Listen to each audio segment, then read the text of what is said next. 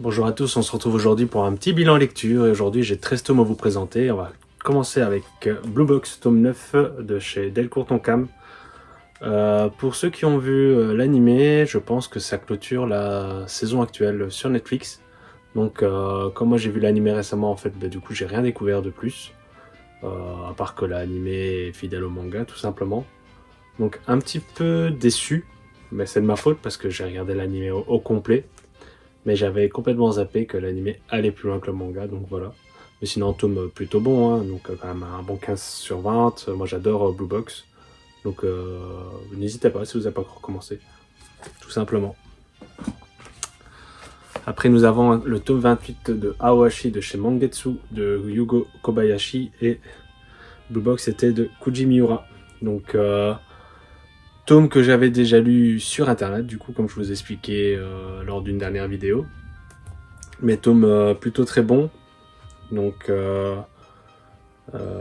léger spoil, donc désolé si ça vous dérange, mais du coup, Ashito a l'opportunité de s'entraîner avec les pros et il va voir entre guillemets que ce qu'il pouvait faire avec les U18 ne s'applique pas forcément avec les pros, tout simplement.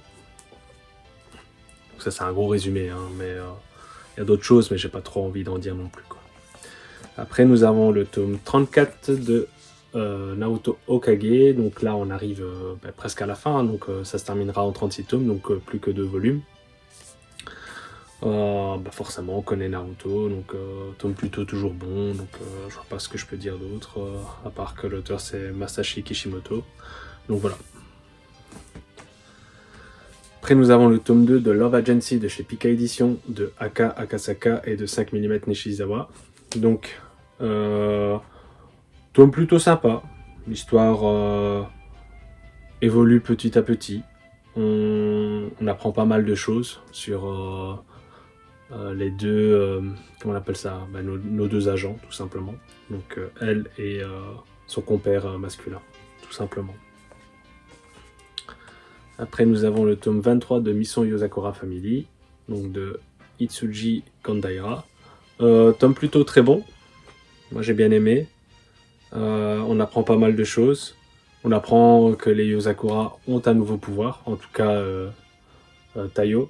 Donc à voir comment va évoluer la suite, parce que on approche du coup de l'arc final, voir si on n'est pas déjà dans l'arc final. Je pense que ça se termine en 27 ou 30 tomes. Il faudrait que je revérifie, parce qu'à chaque fois je vous dis la même chose, mais je m'en souviens plus, tout simplement. Après, nous avons le tome 2 de Dogs Red de Satoru Noda, donc de chez Kiyun. Tome plutôt bon, meilleur que le premier pour moi. Donc on entre enfin dans l'histoire. On s'aperçoit qu'en fait, le héros principal a peut-être pas fait son geste que sous le coup de la colère. Sa sœur s'interroge sur pourquoi il a fait ça. Donc on a une réponse là-dedans. Est-ce que c'est la réponse officielle? Ça, je suis pas sûr qu'on le sait déjà, mais en tout cas, c'est comment dire ça, ça peut s'y prêter, tout simplement. Donc peut-être que lui, il a voulu montrer, voilà, il dit voilà, aujourd'hui, j'ai atteint ce niveau, plus personne battra ce niveau et du coup, j'en ai plus rien à foutre du patinage artistique. Donc c'est pour ça qu'il a mis ça sous le côté, quoi. On va dire ça comme ça. Il a réessayé ça de sa vie. Après, nous avons le tome 3 de Secret Bodyguard de Masamitsu Nigetsu chez Pika Edition. Tome que j'ai bien aimé. Plutôt sympa, on va voir. Donc, ça, je crois que ce sera fini en 12 volumes, si je dis pas de bêtises. Donc, à voir la suite. On comprend enfin que un des gars de la classe est très fort par rapport aux autres, mais peut-être pas aussi fort qu'on le pense. Et on découvre pas mal de choses sur notamment le papa du héros principal, donc ça je vous laisserai découvrir tout simplement. Après nous avons Dr Stone tome 27 de Rishihiro Inagaki et de Boichi, donc qui clôture enfin l'histoire. Normalement ça devait se terminer au tome 26 pour ceux qui sont au courant. Tome 27, honnêtement moi je trouvais ça sans plus. Honnêtement je pense même revendre la série. C'était vraiment bien au début. Moi je trouve que ça quand même, ça s'est essoufflé sur la fin. Dessin toujours aussi bien, etc. Les idées sont plutôt bien, c'est juste que à chaque fois ça va des inventions de plus en plus loufoques à les inventions qui sont tous résolues en une seule page dans le manga, donc voilà, tout simplement. Après la petite pépite, l'avant-dernier tome de Blue Giant, tome 8 de la saison 3, Blue Giant Explorer, pardon. Donc au story director c'est number 8 et de Shinichi Ishizuka. Tome plutôt très bon. Bah, ça c'est très bon, c'est 18 sur 20 hein, les gars. Tous les tomes sont bons, j'ai pas un tome en dessous d'un autre, c'est petite pépite. Après nous avons une fin de série avec le tome 16 de Mayball de chez Ototo de Sora Inoue. Tome qui m'a plutôt surpris, dans le bon sens. Je pense que je la regarderai quand même cette série. Elle était sympa à lire. C'est pas non plus une pépite, hein, c'est pas ça, mais je pense que ça pourrait valoir une relecture de temps en temps, etc. Quoi. On passe un petit moment tranquille, chill, petite lecture popcorn, et on a quand même pas mal de surprises. Voilà. C'est un shonen, on s'attend à ce que ça gagne pas forcément. Il y a toujours des petits déclics comme ça, chaque personnage a son petit charme, on va dire ça comme ça. Donc ouais, non, c'était sympa. Un bon 14-15 sur 20. Après nous avons le tome 5 de Kujo l'implacable, donc là je suis un peu en retard, donc c'est de chez Bikana de Shoei Manabe. Donc là j'ai que les 6 premiers tomes dans ma collection, donc le tome 6 est dans ma pile à lire. Série que j'aime, mais sans plus. Honnêtement, je vais encore peut-être lire le tome 6, je vais voir si j'achète la suite. Dans la vie, j'achèterai la suite. Mais je ne sais pas forcément si j'irai jusqu'au bout. Pour l'instant, j'ai beaucoup de réflexions par rapport à cette série.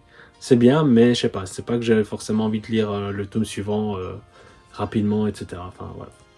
Ça m'intéresse, mais pas au point de voilà. Après, très bon tome, le tome 13 de Beck, de chez Delcourt Tonkam. Donc, enfin un tome de Beck. Donc, il a fallu attendre longtemps pour avoir ce tome-ci. Tome que j'ai plutôt bien aimé, personnellement. Donc, j'ai vu l'anime plusieurs fois, mais là, on est beaucoup plus loin que l'anime. Donc, forcément, je découvre. Et c'est vraiment pas mal. Moi, j'aime bien l'édition, personnellement. Je sais que beaucoup râlent, mais moi, je trouve ça sympa. Je trouve que c'est sympa aussi de recevoir les médiators, donc des onglets pour la guitare, donc pour ceux qui connaissent, et donc voilà. Donc ça c'est un bon 15-16 sur 20. Et on va terminer ce bilan lecture avec le tome 3 de Ace of Diamond, donc de chez Mangetsu, et de Yuji Terajima. Donc tome très très bon. Donc ce qui est bien, c'est que forcément on a un héros principal, mais on se concentre pas uniquement sur lui. Donc on va voir l'évolution, à mon avis, de pas mal de joueurs. Donc moi, c'est ce que j'aime bien dans les mangas de sport. Donc hâte de découvrir le tome 4 tout simplement. Et ça, je mets un bon 15 sur 20. Donc voilà, donc désolé, j'ai peut-être été un peu rapide sur les titres. Mais je voulais vous faire un retour. Donc, et vous, qu'est-ce que vous avez pensé de ces tomes si vous les avez lus? Est-ce que vous êtes comme moi sur certaines séries? Est-ce que, par exemple, Kujo, est-ce que vous aimez vraiment bien Kujo? Ou est-ce que vous êtes un peu en dents de scie avec cette série? Peut-être pareil avec Beck, avec Ace of Diamond, etc. etc. Donc votre avis m'intéresse. Donc n'hésitez pas. J'ai vu justement que j'ai eu pas mal d'avis sur mes 2 dernières vidéos. Donc merci beaucoup, ça m'a fait plaisir. Et sur ce, je vous dis à bientôt.